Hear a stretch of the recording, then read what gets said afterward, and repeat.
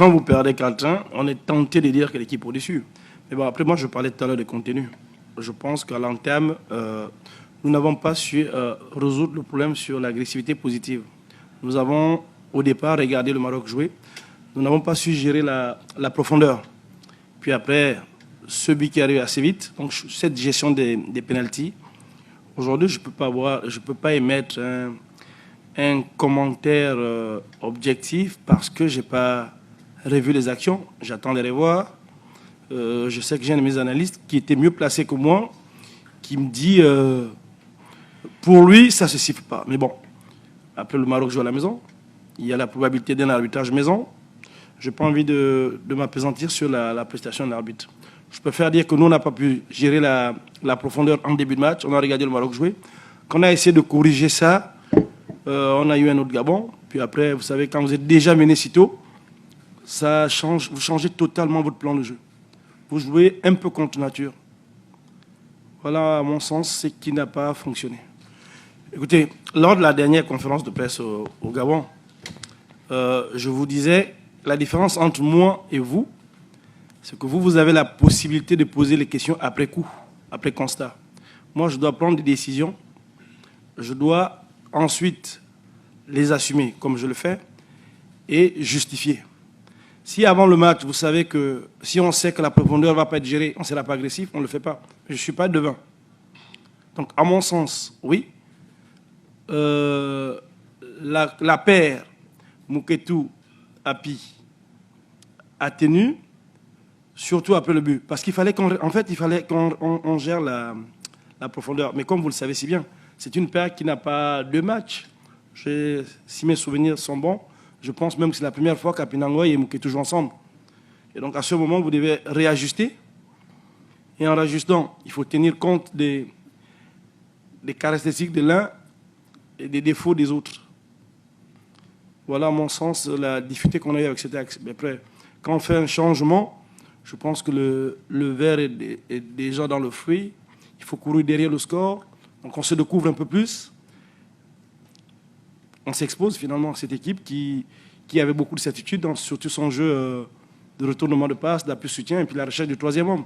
Oui, Pablo, nous sommes dans la situation du cycliste qui prend une côte, qui a un ravin sur sa droite et un ravin sur sa gauche. Il n'a pas d'autre choix que de continuer à pédaler, sinon il tombe. Nous sommes dans une position où le Maroc est déjà qualifié en tant que pays organisateur. Nous avons l'obligation de résultats chez nous. Ça passe déjà par mardi. Donc ça veut dire qu'on doit être capable aujourd'hui de remobiliser, corriger.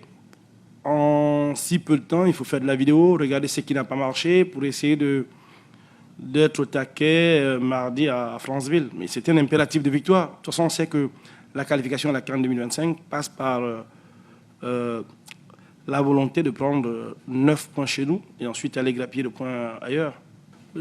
On n'est pas dans une situation de règlement de compte. On n'est pas dans cette situation de règlement de compte où il faut exposer un joueur, penser que... Non. Je pense que la défaite, elle est collective. Il ne faut pas chercher ici des coupables, ce qui n'a pas... à la limite, je comprendrais que vous, les journalistes, vous trouviez des défauts dans la stratégie, dans le choix des hommes de l'entraîneur, dans la tactique. Tout ça se discute. Mais le raccourci qu'on prend, il est trop simpliste. Penser qu'un joueur a joué, les internautes, mais ça c'est la volonté.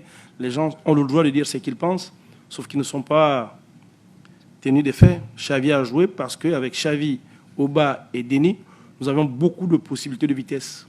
On savait que le Maroc avait cette difficulté de pouvoir défendre, parce que la défense, ça s'est vu. Dès qu'on avait réussi à sortir du premier pressing, il y avait 60 mètres dans leur dos. On les utilisait, on avait beaucoup de vitesse avec Xavi. Maintenant, on a été défaillant, comme je disais, sur la capacité de quadriller les latéraux, de suivre les déplacements marocains au milieu de terrain. Ça, c'est des choses qu'on peut expliquer, qui sont palpables, qui sont factuelles. Mais de là à dire qu'on a fait jouer un joueur sous prétexte que ceci, cela, non, je pense que je le bats tout de suite en brèche. Je pense qu'en Gabonais que vous êtes, et en journaliste sportif gabonais, vous avez une partie de la réponse dans votre question.